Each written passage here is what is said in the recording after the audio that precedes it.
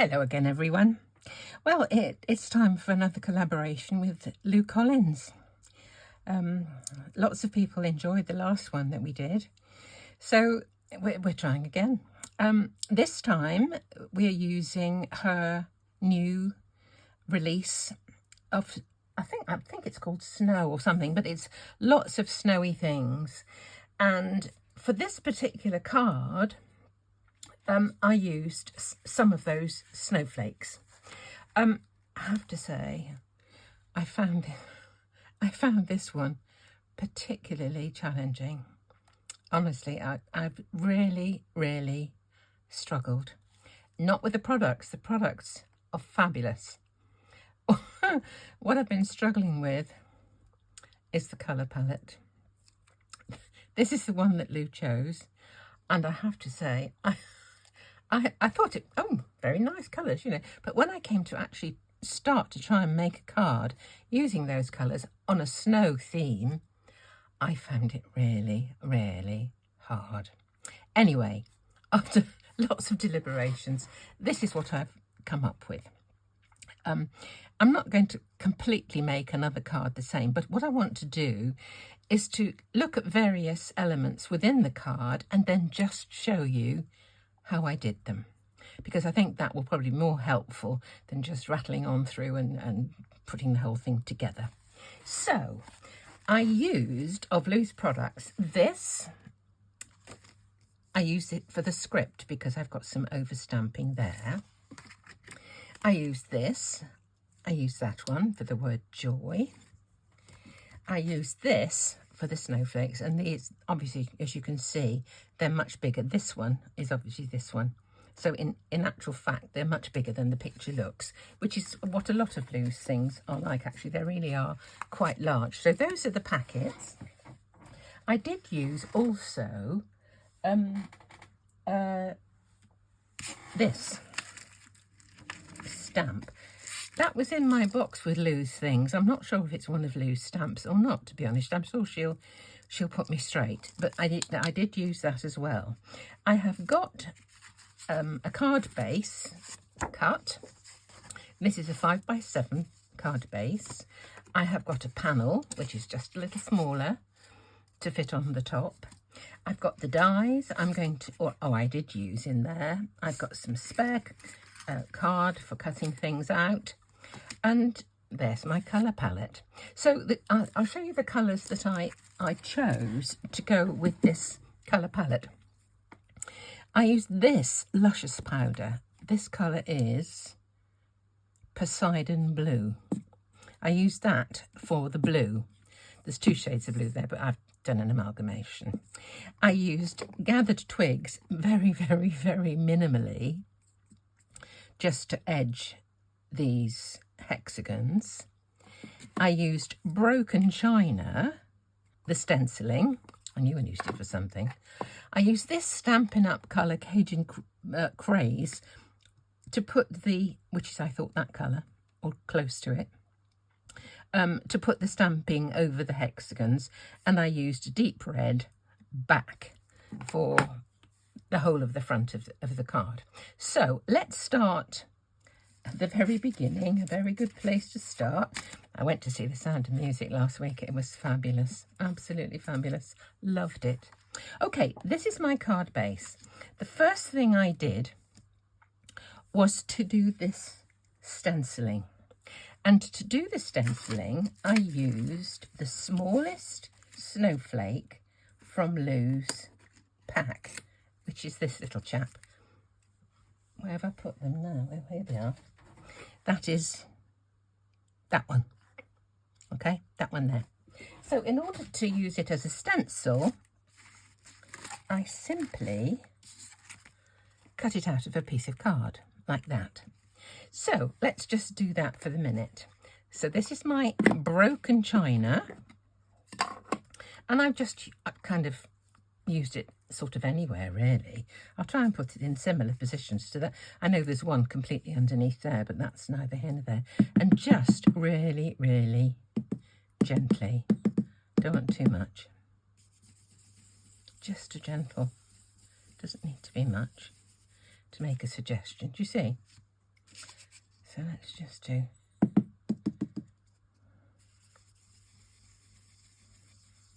It may not look like much when you're doing it, but there's enough there to just give it a hint.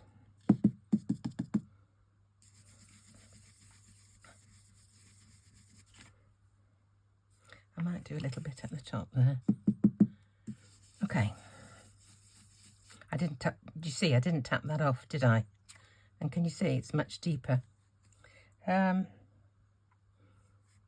think that's okay. I might just do, going a bit mad now with power. I always like to do a little bit off. It was a bit moved. Okay, there we go.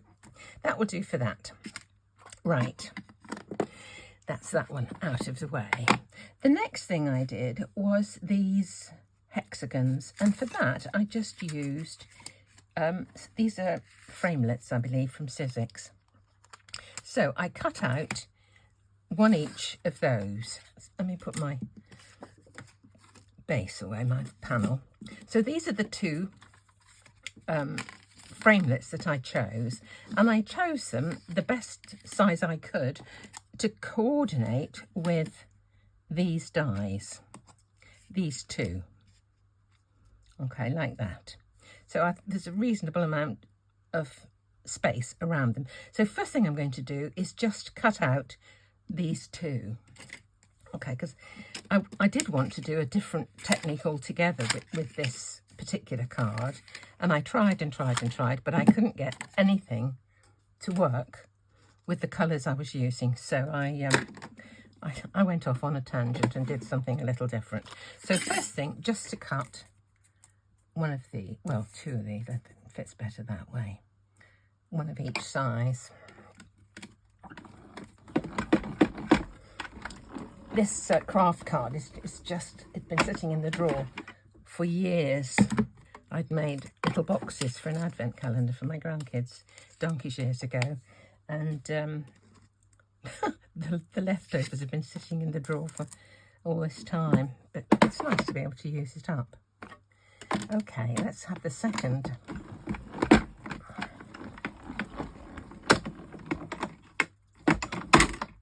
Now, the technique I was going to try and do, which I did try and do for this card, was a letterpress technique. And I don't know, I just didn't like the colours I was using. It just kind of didn't work for me. But I will show you what I did.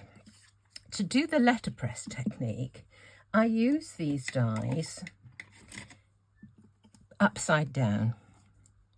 That side, the flat side, to the card. So I'm just going to do this now and just show you. I'll get some low tack tape. The difficulty with this particular technique is the fact that when you're trying to push this, or wind it, should I say, through your die cutting machine, there is a tendency for the die to slip. Because it's flat, there's nothing digging into the card to hold it. And so, there is a tendency for it to slip. So I'm trying to get it as central as I can, and I'm putting low tack tape onto it and around it at the back. So let me just show you now what I did. I'm going to bring this over here. This is my Platinum 6. Now the sandwich I need to use to be able to letterpress this die into the card is this. I take out my platform top. I've got my platform base. Take out the platform top. I am using the shim, the thin shim. These are the secondary plates. I don't know whether this Platinum is sold with these days, but I bought these afterwards. There was a slightly smaller set, slightly different thicknesses when I first bought it. Now I'm putting down the plate that I cut into. Okay, so now I'm putting this down with the cutting side down to this plate. Okay, next thing I'm going to do is to put on my embossing mat. That goes next. Then I'm going to put on my top cutting plate, and I'm going to put this through my machine. Did I say when I put it on when I put this on the base plate, the tape that I'm putting is at the beginning and the end of the direction that it's going in, rather than like this or like this. That's the way it's going. It's going to hit the tape first. I thought I'd just better mention that on Postal, because I think that way around it does help to keep it in position. Okay, it's going to go through the machine.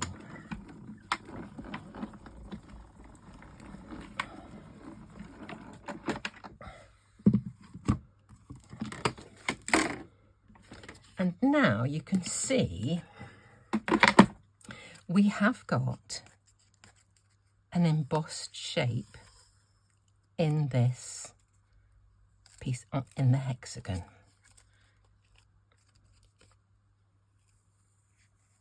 There we go. Do you see? It's embossed the outside of that shape. You can only do, what I want to do is to put the snowflake on the top so that this forms like a backdrop for it. Can you see? You can ink the back of this. I tried with some of the darker colours in this colour palette, and the ink didn't come out terribly evenly. You can try it with Versamark. I tried it with Versamark and then used some luscious powder. But in the end, I didn't like any of them. So I thought I would just leave it as a debossed outline or background for the snowflake. But I thought I would add a little interest to it by over stamping. So I'll just get a scrap of paper, and this is the stamp I used. I showed you the outer for it. What should I say there? It's this one, and I'm trying to use this part of the postcard, which is this side here. And for this is what I'm using, this Cajun Craze. So here we go, let's just do that.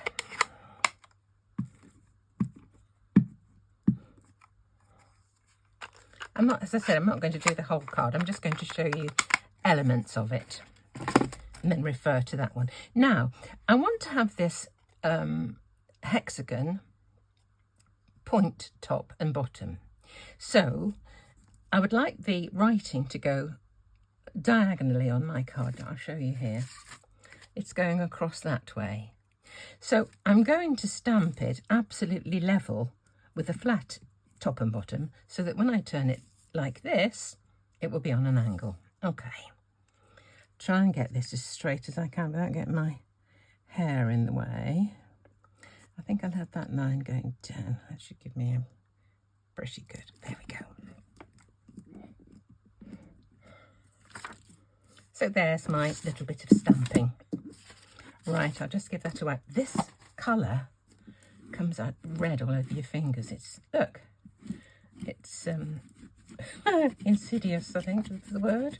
Right, I'm going to throw that bit away because my fingers get red. So I also thought that the edge of that looked a little bit, I don't know, insipid somehow. So this is where the brown came into. This is gathered twigs. And all I did was just to, it's minimal, but it does make a very subtle difference. It just highlights those edges. I'm not putting a great load of stuff on there, but just a little bit. And that makes all the difference in the world. Okay, now, to put my snowflake on top of there, I did stack them. So, back here somewhere, that's the little one. Here's the big one. Okay. And to stack them, it's quite easy, if you like, to putting glue on this one, to leave it in the piece of card that it's being cut from. So all I can do is this, just put some ink over the top, I always say the wrong things, glue over the top. keeping this off my fingers now because this ink is incredible. This is a Nuvo glue pen. Incredibly sticky. Right. Now I can put this. Let me just poke these little ones out of this one. I haven't poked them out of that one yet, but just poke them out of here. Just stacking them makes them just that little bit more definitive.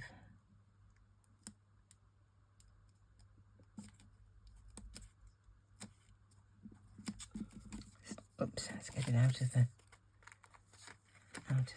card it came from. There we go. Now I can just finish sticking it together. It does help to keep some of that glue off your fingers. Press down. There we go.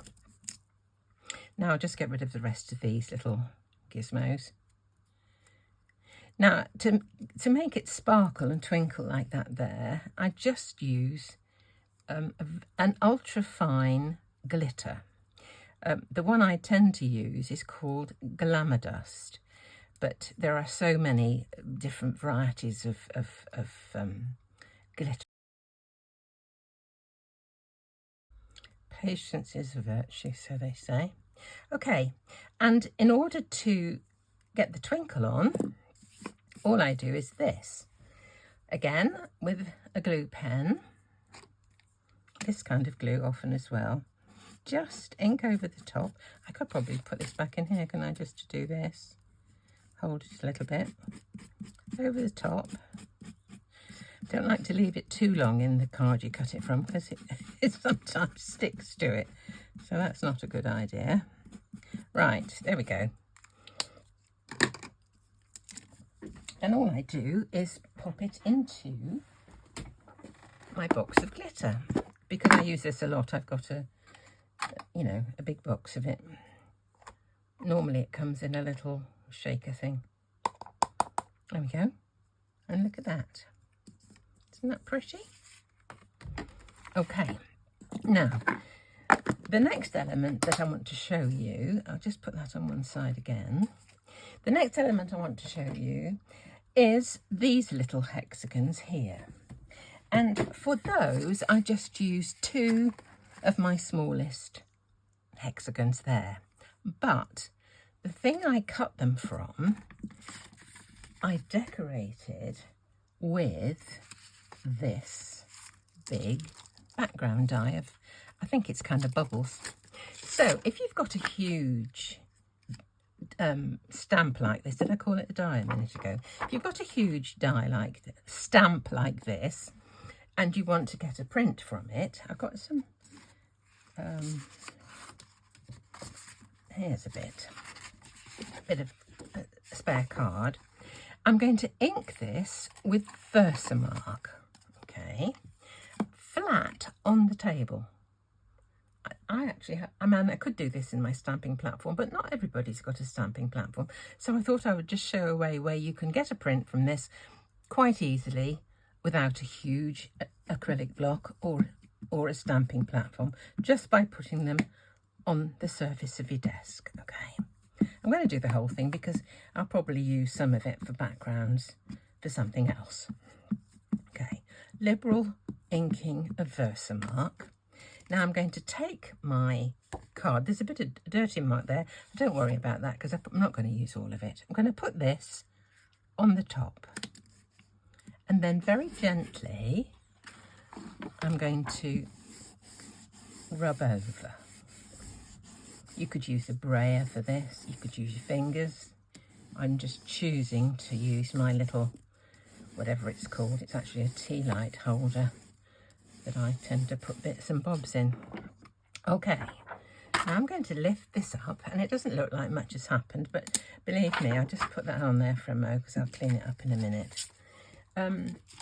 What I'm going to do is,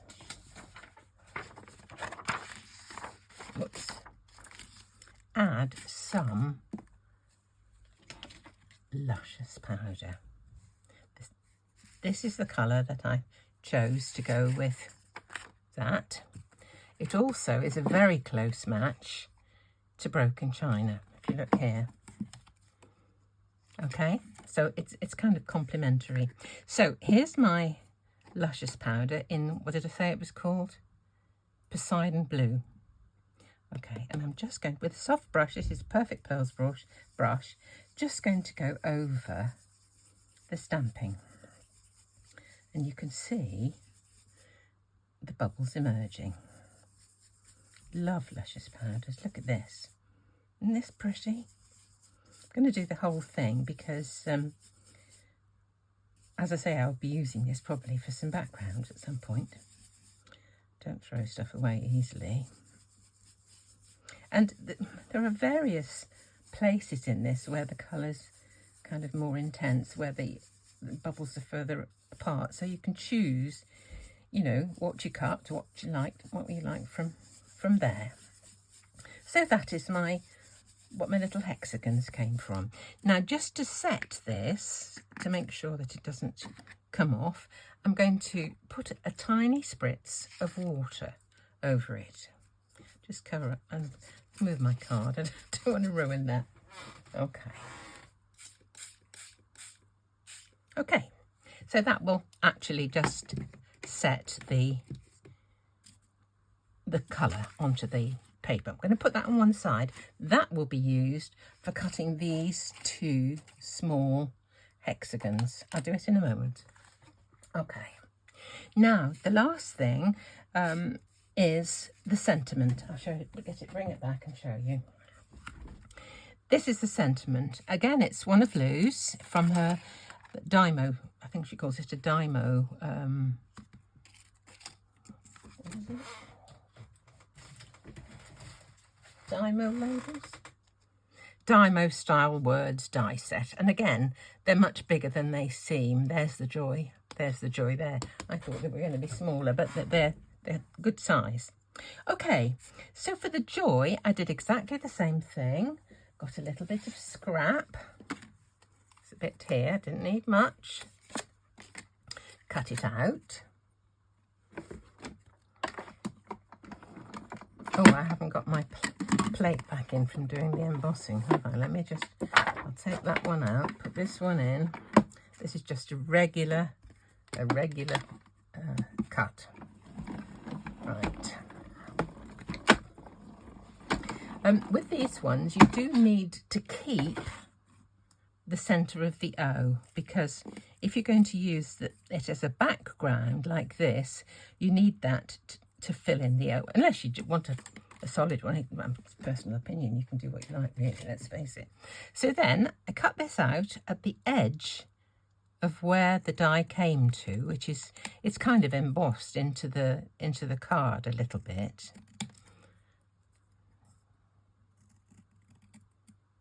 Okay, now what I did to get this in alignment, I'm going to be having that like that. I am going to be having this straight. So what I did was this. I put my, let's get this piece of paper. I put that down in the orientation it's going to be. I'm going to have it going that way, as you see there, with that line going down, that line going down. This I wanted to have going acrossways this way. So I wanted to have the similar bit of overstamping in this as in that. So once more,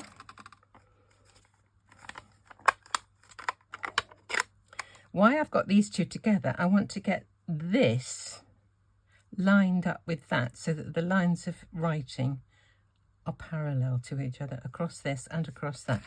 So let me just put a little bit of ink on this. Okay.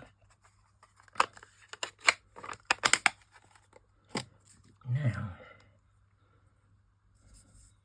it's going to be parallel with that. Is it straight? Parallel with that. There we go. So I've got my writing on this one as well.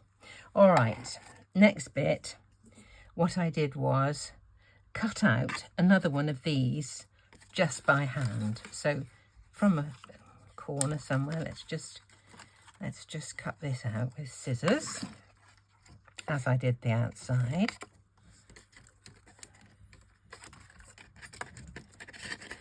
Right, let's just get this straight.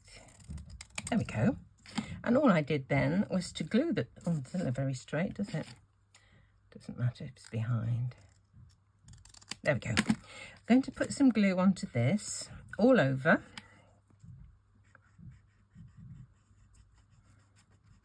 This is Nuvo Deluxe Adhesive. Okay. Where's my... I've got to put my picker up, didn't I? Right, let's put this on there. There we go. I'll put that in the middle. I'll pick it, pick it up with my...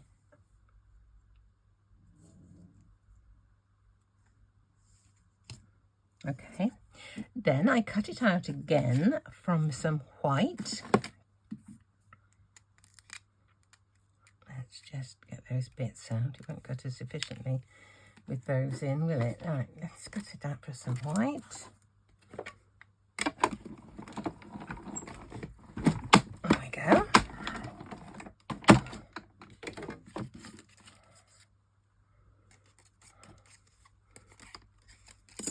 Now I'm going to put those back into here because I want to glue them.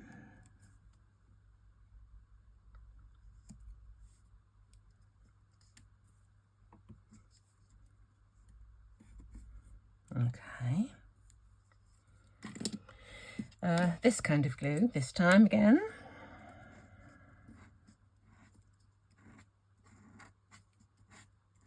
Okay. Now they're going to get dropped into the twinkle.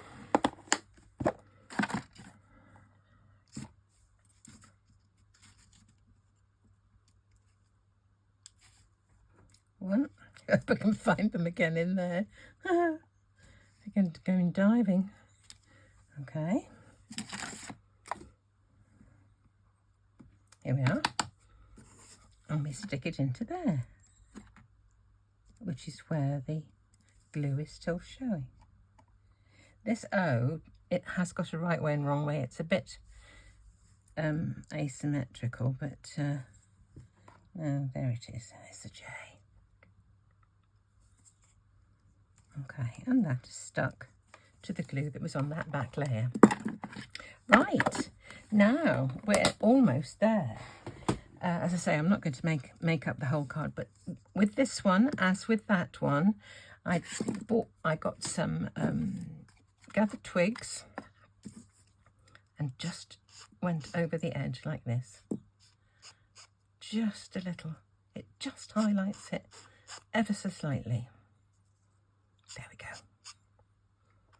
Surprising what a difference it makes. So after that, the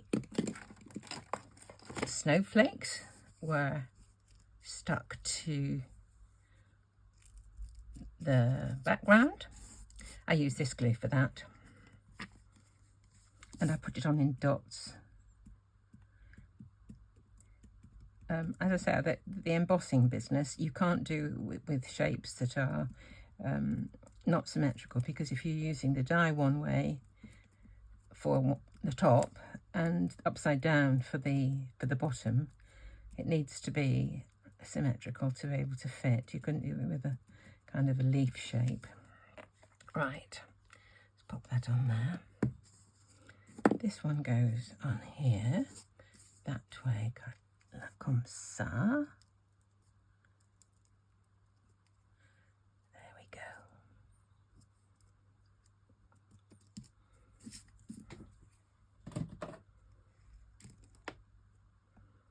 I often like to use a acrylic block to press things down.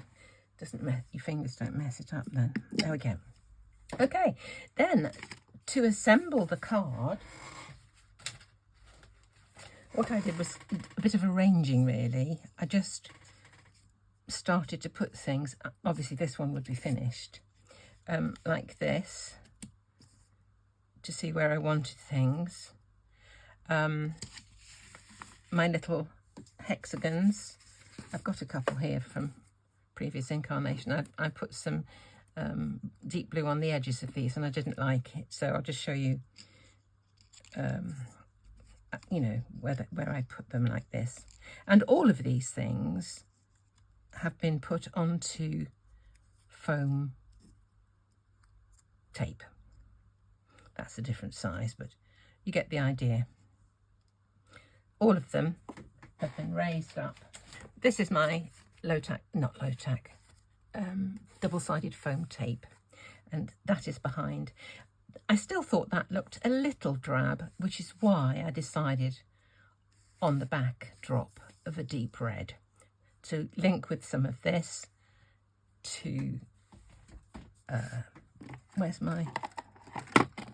here's it is, to make it more close to the original colour palette. So there we are.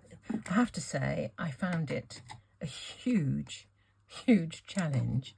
I feel pleased that I came out with something at the end that was kind of half presentable, but I think it's good for you to really try and go out of your comfort zone a little bit from time to time.